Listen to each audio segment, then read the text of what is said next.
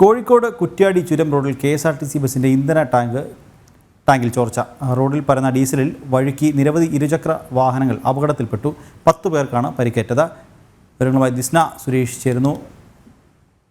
Disna, KSRTC ബസിന്റെ ഇന്ധന ടാങ്കിൽ ചോർച്ച സംഭവിച്ചിരിക്കുകയാണ്. റോഡിലേക്ക് ഡീസൽ ഒഴുകിയിരിക്കുന്നു. എന്തൊക്കെയാണ് കൂടുതൽ വിവരങ്ങൾ?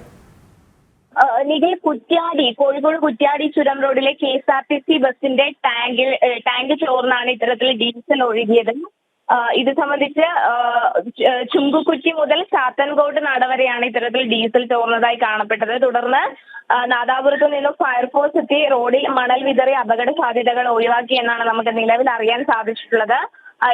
ഇതിലെ യാത്ര ചെയ്ത ആളുകൾ ഈ ഡീസൽ വഴി നിരവധി ഇരുചക്ര വാഹനങ്ങൾ അപകടത്തിൽപ്പെടുന്ന ഒരു സാധ്യതയുണ്ടായിരുന്നു. ഇങ്ങനെ ഈ അപകടത്തിൽ 10 പേർക്ക് പരിക്കേറ്റിട്ടുണ്ട്. തുടർന്ന് അവരെ ആശുപത്രിയിൽ പ്രവേശിപ്പിച്ചു. തുടർന്നാണ് ഇത്തരത്തിൽ ആളുകൾ പരാതിപ്പെട്ടതിനെ തുടർന്ന് നാദാപുരത്തു നിന്നും ഫയർഫോഴ്സ് എത്തി റോഡിൽ മണൽ വിതറി അപകട സാധ്യതകൾ ഒഴിവാക്കിയിട്ടുള്ളത്. ഇപ്പോൾ പൂർണ്ണമായും അപകട സാധ്യതകൾ ഒഴിവാക്കിയെന്നാണ് നമുക്ക് അറിയാൻ സാധിച്ചിട്ടുള്ളത്. നിഖിൽ, കോഴിക്കോട് കുറ്റ്യാടി ചുരം റോഡിൽ കെ.എസ്.ആർ.ടി.സി ബസിന്റെ ഇന്ധന ടാങ്ക് ചോർച്ച സംഭവിച്ചിരിക്കുന്നു. റോഡിൽ പരന്ന ഡീസൽ വഴിക്ക് നിരവധി ഇരുചക്ര വാഹനങ്ങൾ അപകടത്തിൽപ്പെട്ടു. വിവരങ്ങൾ നൽകുകയായിരുന്നു കോഴിക്കോട് നിന്ന് ദിസ്ന സുരേഷ്.